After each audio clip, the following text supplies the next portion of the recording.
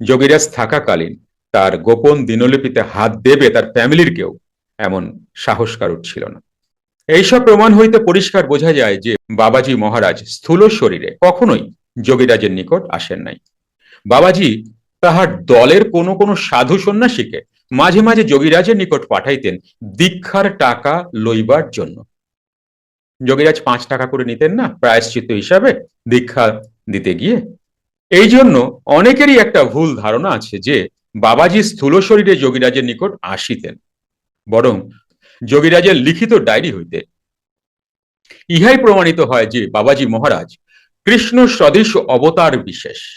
তিনি অবতার বিশেষ, কৃষ্ণ সদৃশ অবতার বিশেষ, রিপিট করলাম আরেকবার।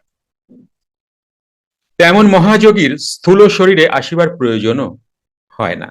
বিশেষ করিয়া শ্যামাচরণকে দীক্ষা প্রদানকালে তিনি অঙ্গীকার করিয়াছিলেন যে যখন প্রয়োজন হইবে তিনি স্বয়ং আসিয়া তাহাকে আধ্যাত্মিকভাবে দর্শন দিবেন।